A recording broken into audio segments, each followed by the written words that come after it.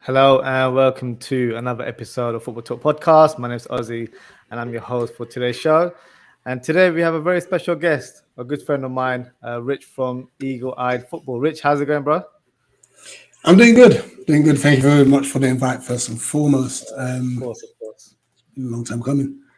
Yeah, it's been a long time coming. I've known you for a long time, so it's good that we're able to kind of chop it up and talk about our beloved team. So let's go no further than the opening game. So obviously Crystal Palace versus Arsenal. For the neutrals, it's a fantastic game because there's all that hype about the Premier League being back. Yeah. So a lot of excitement there. But for yourself, your thoughts on the game, how did you think it went for your team? You know what? First 20 minutes, I've got to give Arsenal all the credit. Yeah. I think they were brilliant. There was intent. There was loads of intent from them. They attacked sharply. They should have scored a couple of goals before they actually scored. Yeah. So credit to them. However, on the flip side, I was annoyed at how poor we were. We lacked intensity. We're normally very good on the press. We didn't do any of that. So effectively, it was very easy for Arsenal. Once we conceded, I think we settled. And I feel like we gave a very good account of ourselves. Now, I'm not saying that we would have won the game. Yeah. I'm not saying we may have even drawn the game. But when you're presented with the chances that we had in Edouard and Eze, we've got to take them. Yeah. We've got to take them. So, frustrating all around. Doesn't help that we've got Liverpool Monday. Doesn't make it any easier. But I can't complain with the defeat, to be fair. Yeah, I think it's always difficult at this stage of the season because I think, like other years, preseason is shorter than normal because of the World Cup. So there's more of a congested fixture list going on. So teams haven't really fully prepared. Like I know with Liverpool, after our fixture against Fulham, we played a game against Villa the next day behind closed doors. So we're still trying to get into our routine as well.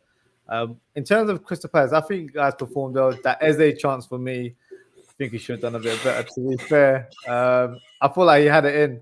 I think the positioning it was, you thought, because it was on the left-hand side, where he would have just cut it nicely in the near post, but just wasn't to be, unfortunately. But in terms of Liverpool... He's got to score. He's got to score. He's got to score, I know. But we'll give him the benefit of the doubt in terms of it being the first game. What did you think of Arsenal in general? Like I said, apart from the first 20 minutes, like they were scintillating. Other it's difficult to judge whether or not they took their foot off the gas because we, like I said, we weren't good. Yeah. Or whether we just finally found our feet. Actually, because second half we dominated. Yeah. Dominated without really creating anything clear cut. So, you know what? It's the first game of the season. All you want to do is to get your 3 points in the bag. It doesn't matter how you do it; just get 3 points and then build from there. So, I think they'll be in good shape with the signings they brought in. They might be a bit light because their bench is quite light, I think. Okay. And I think Lokonga's gone. I don't know if he's on loan or if he's been sold. So yeah, they're really short. They're really short. So if they need to sort that out, otherwise it could be a long season for them. Especially midfield. I think I was expecting them to have signed Tielemans, who was forever linked with the club. I'm not sure what's going on with him regarding his move, but yeah, I think a lot of teams will be doing some last minute business. I'm sure it is. In terms of Liverpool, I have to give my thoughts on Liverpool. I was very, very disappointed in terms of how we played. Normally, first day was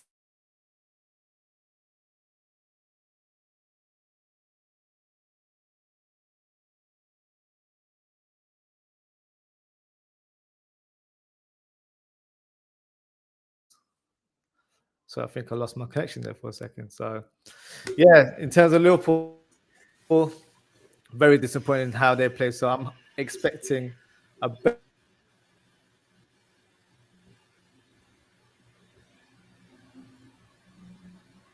quite disappointed in terms of how that's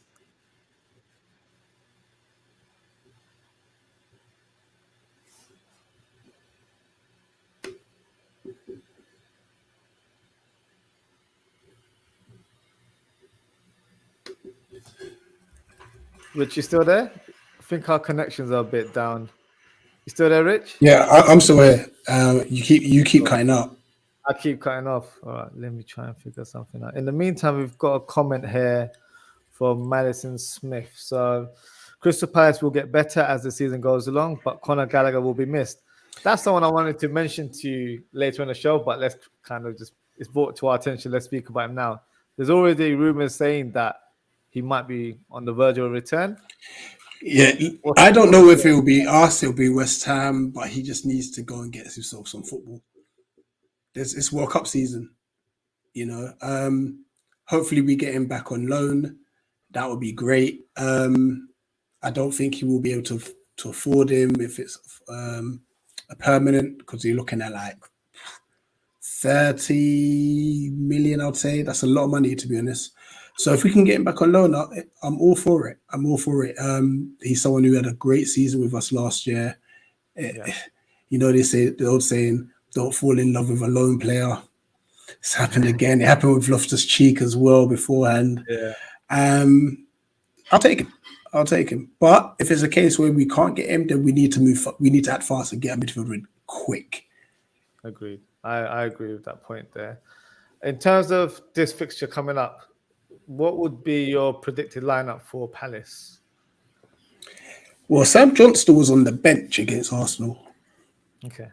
So I don't expect him to start, but had I said what I would like, I would start Sam Johnston. So I'm going to go for Gaeta in goal, Klein, Anderson, Gay, Mitchell. I think the back five will stay the same. I think we'll bring in Will Hughes instead of Jeffrey Schlupp. So that'll be Doucouré, Hughes, and Eze, the midfield three. And then I think we'll go Zaha, Mateta. I think Ayew will keep his place, but I would love to see Malcolm Ebuwe play instead. Okay. At least he's still back training. He's just coming back from injury, so he's most likely going to feature against Villa. So a bit too soon for him to start the lineup. But Mateta is an interesting one, actually, because even I wrote sort of like a lineup that I think Crystal Palace would start with, and I have in my team. I think he scored in your under-21 match as well, didn't he? He scored he scored a brace, yeah. So we had a few of our first teamers play under-21s because they didn't get much minutes against Arsenal. So they were invited to play with the under-21s.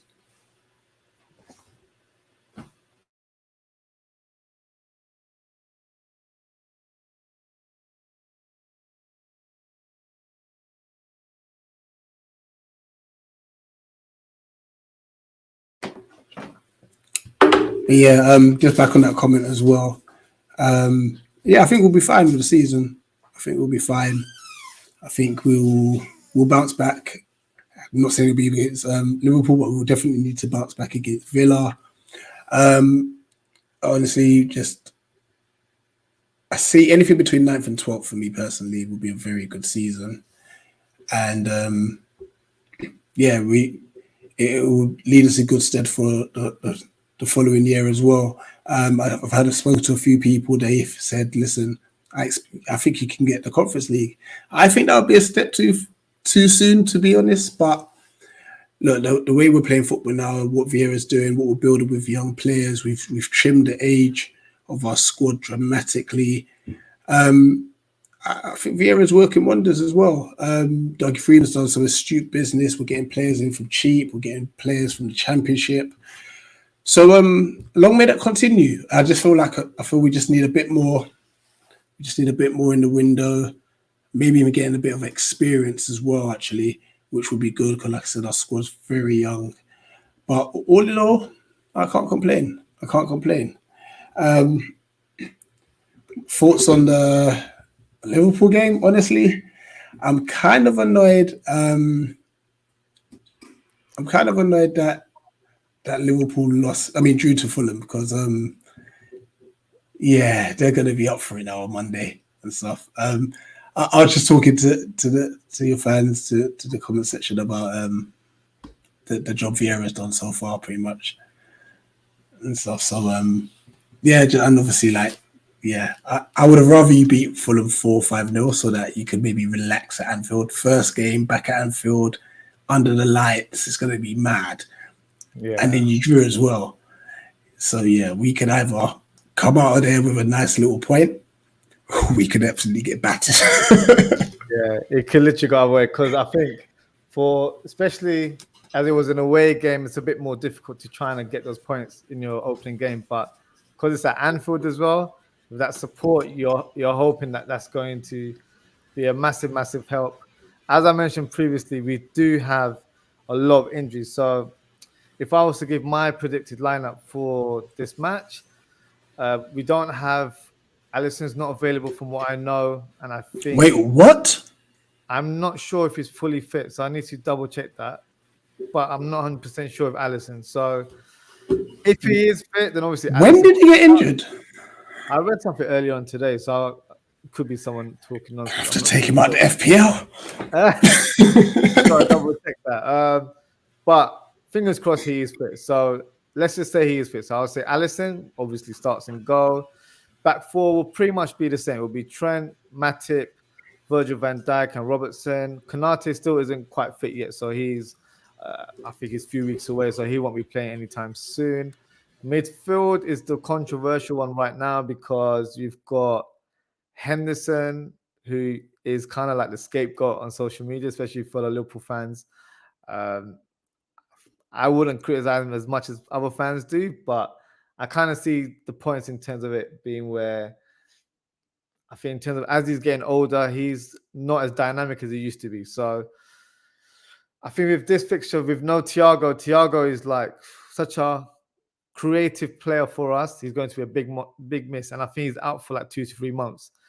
So in this game, I would personally play Fabinho as our number 6, Henderson on the left side, which he normally doesn't play. He normally plays on the right side of midfield, but I'd play him on the left to accommodate Elliott. I'd like to play Elliott in this game. I think we need a bit more of an adventurous player, especially from midfield. I don't really want to see a midfield of Henderson and Milner. For me, that doesn't really offer much going forward. And up top, I'd probably go with Salah, Diaz on the left, and I'd start Nunes for this game. Firmino had a decent game in the Community Shield. Wasn't great against Fulham. And I feel like with Firmino, I feel like he needs to play certain games. And in this game, because of our result last week, we need to be going with a bang as soon as that first minute goes. So that would be my sort of predicted lineup regarding Liverpool there. In terms of tactical, we've got a natural goal scorer now, which we've never had before. So if Nunes was to start, you've got someone who actually offers a different dynamic up top. He'll actually stretch the defense, especially the centre backs, which before I think teams would be able to play the low block and push their line further up. And then Firmino would drop in deeper positions than he should be. So with Nunes up top, I know a lot of people say he's not the most easy on the eye. He's a little bit erratic in terms of how he plays. But he's a young player. For me, he'll grow into that sort of role the more experience and the more game he plays. Diaz, for me, very flamboyant in terms of the ring, but I want to see him score more goals. So I want him to cut in a bit more. I think if Klein plays this game, he'll have a torrid time throughout this fixture, as Diaz will be constantly on his neck throughout the game. I think Salah's one of those players where he'll be quiet for 1 hour and then he'll just have a spark and he'll score 1 or 2 goals. So that's what I'm hoping. I'm hoping to see a bit of magic from Mo Salah in this fixture. In terms of your danger man, who would you classify as the danger man? I know Zaha is pretty much the obvious one. Who else do you think is someone that Liverpool fans need to look out for in this fixture? Hopefully, Eze shakes off that miss. Yeah. Because he's had a brilliant preseason. So I think personally, if he can get himself, you know what? Because I feel like your midfield's quite agey, if that's the correct term. Like Fabinho knows like 28, I believe, but he's not the quickest on the turn. As much as he's a quality player, by the way, please don't shoot me. I'm saying he's a very, very good player. But he's a bit slow on the recovery turn. Obviously, Henderson is in his 30s. Elliott would be a good addition to you, by the way, in Thiago's absence. So Eze, if he can get on the run, running at Fabinho and towards the back line, then I think he'll be a threat. Can I just say as well, I'm so happy Mane's gone. He loves the goal against us. He does. He does. He's got a great record against you. Yeah, absolutely. And he's gone. Thank goodness. We might have a chance. Yeah. No, I think, there's certain teams. I think Palace was definitely one of them where he got a lot of goals against. In terms of Eze, I kind of co-sign with you because he's someone that I've spoken about quite a lot, especially since he joined Palace. For me, he's a very different type of player to what you had previously in the past. Very flamboyant, very skillful, but really good with the final pass as well. So for him, it's more about getting that rhythm, that confidence. And I think because of that long layoff he had, we're hoping to see more of that action this season. And, he was quite close to getting the England call-up last time when he was on a good run. So maybe that can be something on his horizon going forward. Let's talk transfers. We mentioned Conor Gallagher earlier on. Give me your thoughts on some of the signings that you've made. So Chris Richards is a centre-back you guys signed from Bayern Munich, I believe. And then you also signed a winger from Derby County, Ebioe as well. And then Johnston and Doucouré coming from, I believe, Lens in Ligue 1. Yeah. And you signed another player today called Kofi Balmer. So I've seen he's got a bit, seen a lot of memes because his name's Kofi. Social media's having fun with this one. They're having fun with that one today. So, any insight on the new signings that you've had? Doucouré's been brilliant. He's been brilliant. He took a bit of time to settle in the game against Arsenal, but then afterwards he was really good. Very comfortable in the ball, range of passes, the like. Ebioe is going to be something special. He's literally a more direct version of Elise. Like, it's that crazy. Elise's got more of the good passing, can find the pass that no one else sees, a bit of guile to him. Yeah. Malcolm's just runs at you. He'll just run the defenders and stuff. Johnston, obviously, we haven't seen anything of him yet, but we know, for what we know, he's a good shot stopper. Needs a bit of work commanding the area for crosses, but distribution's really good. And that's the key, because I think Gaeta is a bit shaky with his feet and stuff. And now that we're playing out the back, we need a keeper that is a bit more confident. And it didn't help that Butland broke his hand in pre-season. Who have I forgotten? Chris Richards, yeah. He needs time. He needs time to just get used to the pace of English football and stuff. Technically, he's good. He's got all the right attributes, but he's just going to need a bit of time, personally. And then we have Lou Plunge.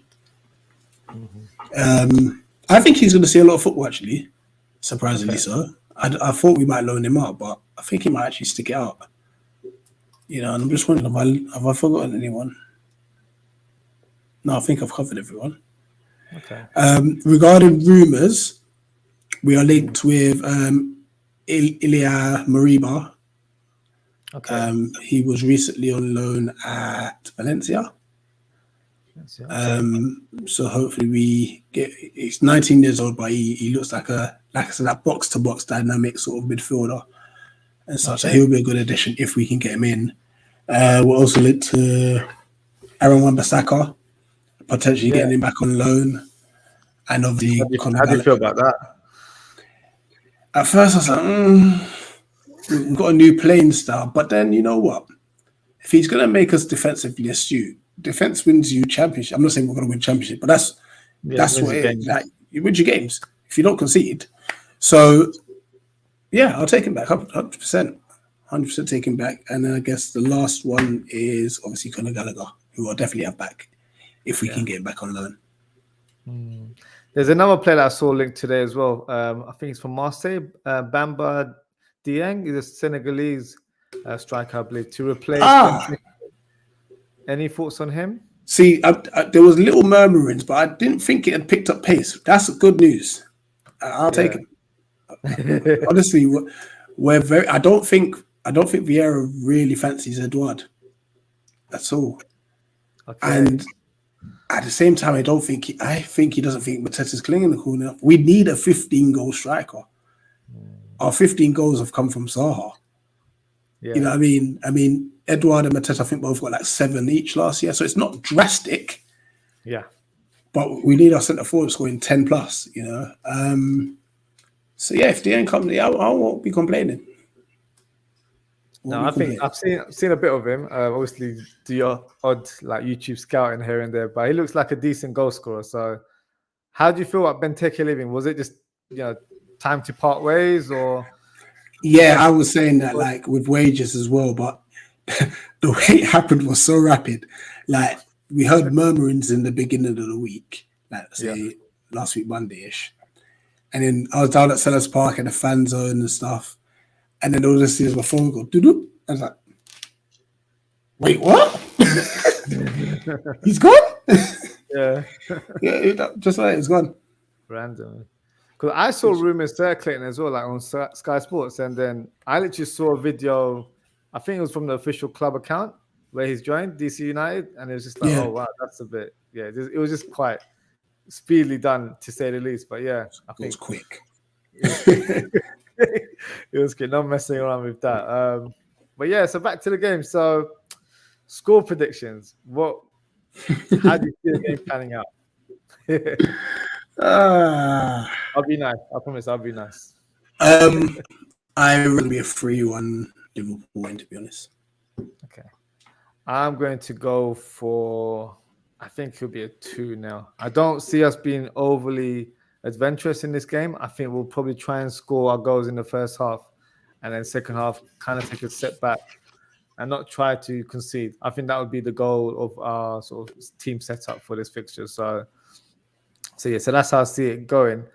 In terms of match week 2, so obviously there's a lot of buzz with the Premier League back now, so it's only right that we speak about the other games as well. So the first game is the midday kickoff, Aston Villa and Everton. So Villa lost to Bournemouth, which for me was a surprise result. And Everton played against Chelsea. It wasn't the most exciting of games, to say the least. Pretty much a ball fest in my eyes there. How do you see this game going? Sounds a little bit 0-0. You know what? I was speaking to some guys this week, and I'm just saying that Gerrard has not got the same stick that Lampard's been getting. And he spent a lot more money. But Lampard, he's done well to get his defensive cover sorted, but they ain't got no striker. I'm going to go for a narrow Villa win. Narrow Villa win. Okay. I'm going for a 0-0. I just feel like this is 1-0 Villa. 1-0 Villa. I'm going for 0-0 on that one. We've just got some comments here from Ravi Bikari. Big up, Rich Ozzie. Thank you, Ravi. Nice to have you join the show. Big up, Ravi. Which players do Liverpool need to watch out for Liverpool and vice versa? So I said for Palace, I think Eze is the one that I'd obviously look out for. Zaha goes without saying. I think those two are the ones. If Elise was playing, I would have said Elise as well, because I was very impressed in terms of how he plays. I think he's a different kettle of fish in that Crystal Palace squad. And who would you say he's quality? Like, I know he's got a release clause for like 35 minutes. The way I was hoping that Liverpool would get him, because for me, I'm a big fan of it. He's about to sign a new contract. Oh no, that's bad news. But yeah, maybe next year we'll try and outbid other teams to get him. But who would you say? I know you said thank God Mane is not there. So who's the danger man for you for the Liverpool team? Obviously, the obvious Salah, Diaz, and your fullbacks. But that's an attacking front. I'm hoping we can expose Trent defensively. I'm not saying it will happen, but that's going to be our best shot. I think that's everyone's target as well, to try and get the best out of Trent, just to get him off that overlap where that's where you can kind of break through into the team as well. So, yeah, that's definitely an interesting one. Another question for Rich. On your midfield link-up play to the forward strikers. Question for Rich. On your midfield link-up. Yeah, so we're going to run through Eze. Yeah. It really is. He's pretty much playing in number 10, isn't he? Is that how? Yeah, so he's going to try and play the number 10 role, but like I said, our number 8 has to be dynamic. Otherwise, Eze's not going to see much of the ball. Like he struggled in the first like half an hour to see any of the ball against Arsenal because we were just terrible all around. So if we can get the ball to him quick enough, he'll work his magic. I agree. I think he's definitely one. I actually had him as one to watch. I did a Premier League preview a couple of weeks ago, and I said for Palace team, I think he's the one to watch out for. I think he will have a good season. That's my early prediction there. Got another comment.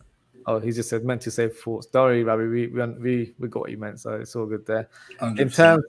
In terms of the next fixture, so Arsenal and Leicester City. So Leicester City, I've already heard shouts people saying they're getting relegated just because they haven't signed any players. But that's the nature of social media, where you don't sign anyone, too much you're going downhill, doesn't it? So, what are your thoughts? They'll be fine.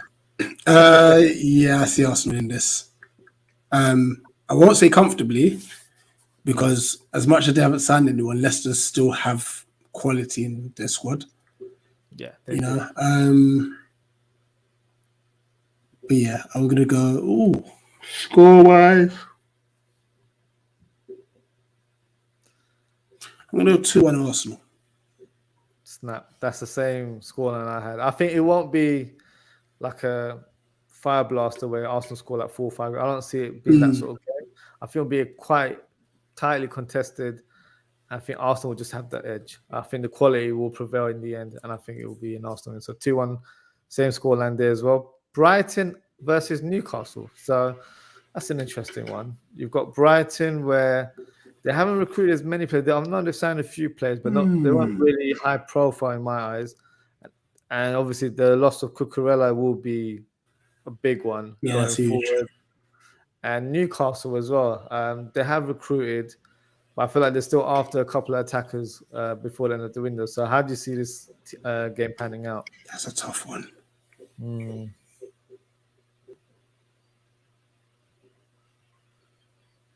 I'm going to go draw. I'm going to go a high-scoring draw, though. 2-2. Okay. Interesting. I've gone for 1-1. I think it will be a draw. I don't see it being a lot of goals into this game, but my prediction is 1-1 for that. Man City and Bournemouth. So it's a home game as well. Is it going to be a cricket score? I'm just thinking, do I go modest 4? Do I say 5? I'll say 3-0. I think Bournemouth are going to hold such a low block. Yeah. I'll say 4-0. 4-0. I'm going for 5-0. The way I saw Haaland play last week, and for me, he wasn't even in second gear. So it's crazy, isn't it? Yeah, I'm like, can you believe how people doubted that transfer? They were saying that, he's not going to work. He's not going to fit into the style of Pep's. I don't know what your thoughts are, but I think that's ridiculous, the way people were talking about Haaland not fitting into Pep's style of play. It's just ridiculous in my eyes. People don't watch football like they look. Unfortunately, obviously, with the money in the Premier League, we are the most competitive league in world football. Yeah, no doubt about it. But when it comes to actual quality of football, Man City, Liverpool to an extent, and then you're looking at Brighton and now Palace that actually play good football. Yeah. Like every other team is like you get the hustle and the bustle and stuff like that, and it makes it entertaining and stuff. And this is what I mean. Like we can't be turning our nose down at other leagues. Haaland's he's a certified goal scorer. So for anyone to doubt him, it's ludicrous in my opinion. Yeah, I think the football will do the talking for him. I don't think he needs to say anything. Always. I think we'll see. I just think it's ridiculous. I've already heard shouts that he's going to be flop of the season. So we'll see. We'll see how that goes. The next fixture: Southampton versus Leeds United. So Southampton have recruited very young players. I like the look of Aribo. For me, he looks like an interesting player. He's a good player, yeah. And Leeds United have recruited some decent ones as well. The one they've got from Feyenoord, Sinistera. He looks Sincerely, like yeah, he pulled his hamstring. I think in pre. It was against us actually in preseason. I don't know if he's back yet. no, he's not back yet. But how do you see this game going? It's a tough one because Southampton are at home, Mm. but they were dreadful against. You know, I'm going to go 2-1 Leeds. Interesting. I'm going for a bit more of a high-scoring draw. I think it'll be 2-2. I don't think defense will be the shining aspects of this game. It will be just silly goals conceded. So I'm going for a 2-2. Just got a comment here from Madison Smith. City create too many chances for Haaland to not score goals. He may miss some sitters, but he will convert a lot. That's like a lot of strikers. Like that's the thing with Nunes as well, from a Liverpool's point of view. He came on for like 15, 20 minutes. He had 4 or 5 chances. Goal scorers like that will always have that knack to We'll be in find the a way, right yeah. place at the right time, and they will get chances. So, yeah. But you know what's crazy with Haaland's one? I think he had 3 chances, scored 2 goals. He's got 2 goals, yeah. He was disappointed about that third one as well. That's where he started swearing in the post-match conference. So, yeah, he wasn't happy about that. But that shows his determination and his character as well at the same time. 100%. He's a winner.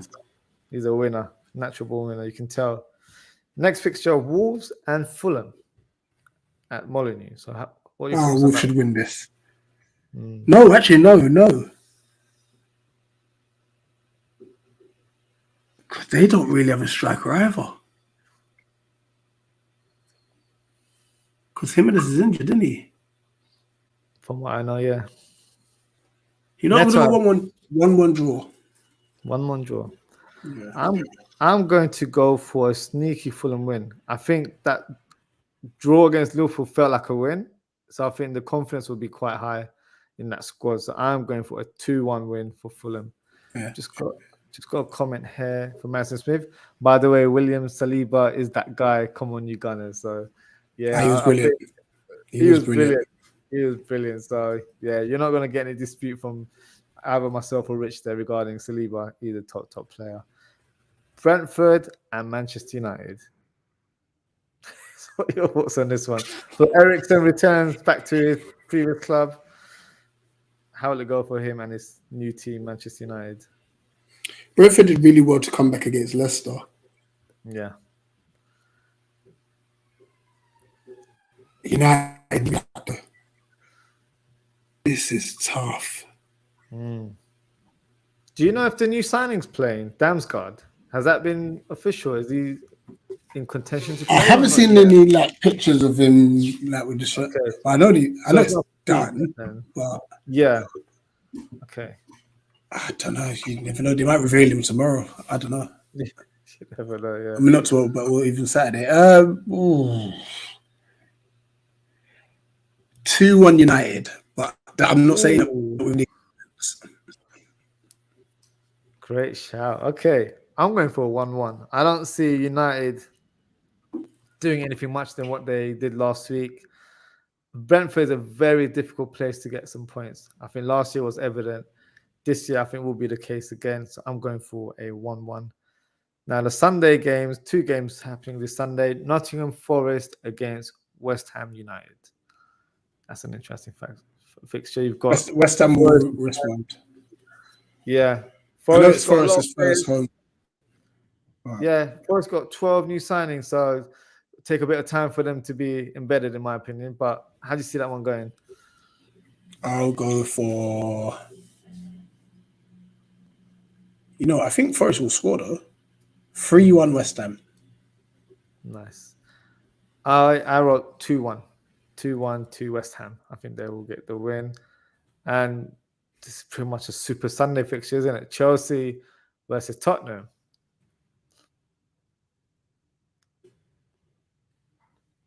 What are your thoughts? 2-1 Spurs. Good shout. I think I've gone for the safe option. I wrote 1-1, but yeah.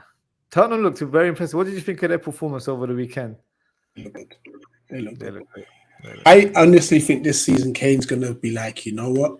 I may not be the top scorer because Son and Kulusevski, they're going to do bits. Yeah. Kulusevski's a problem. I think people underestimated him when he joined. I think the first few games, you're like, yeah, he's got something about him. And then after that bang, he just flourished, and he just went back to back, scoring great goals, great assists. Definitely helped getting that fourth spot in the end. So yeah, that's a big game. And obviously we just covered Liverpool and Palace, so that is the final fixture of match week 2. So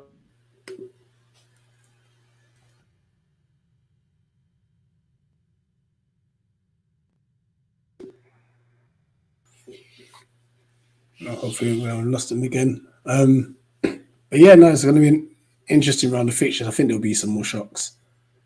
Okay. Interesting. That's definitely interesting. What did I pick? So I predicted, so you won't be surprised, I predicted Liverpool to win the league. On the basis of that, I think Bernardo Silva will leave. So I don't know, if you follow social media, I can't keep up. I feel like one day he's left, the next day he's still in talks.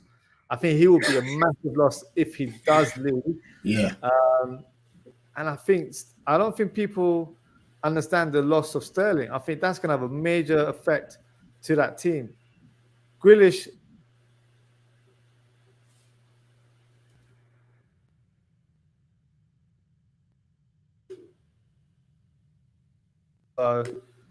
so that's why I've gone for Liverpool to edge it. But because of our midfield crisis, I may have to reconsider going forward. But I'm sticking to my guns. I'm not changing any predictions right now. So we'll see how it goes. But Rich, thank you so much for joining the show. Please let the viewers know how to reach out to you and how to follow your channel as well. Awesome. Yeah. So YouTube channel is Eagle Eyed Football. Just type that, search that, and you'll find us. Predominantly Crystal Palace content, but we do cover other areas of the game too. And that's the same with Instagram. Type Eagle Eyed Football. You should find us. Twitter is Eagle Eyed Ball because there's not enough characters for football, so I had to shorten it to ball. Typical. Yeah. But yeah, Ozzie, thank you so much for having me on. My pleasure. Definitely we'll invite you for the next fixture this season as well, when we will be the away game for you guys. But yeah, thank you again for tuning in. And guys, thank you for joining the show. Please don't forget to follow Rich on social and his channel. If you haven't already, please don't forget to like, comment, subscribe, all that good stuff. And hope to see you guys next week. So I'll be doing an episode on Monday, match reaction. Rich, if you want to give me some abuse if Liverpool lose that game, feel free to do what you got to do. In all fairness, it's the wife's birthday that day as well. So yeah, if we lose, it's not going to be a good day for her. We've got to keep that on the rats. But yeah, thank you again, Rich.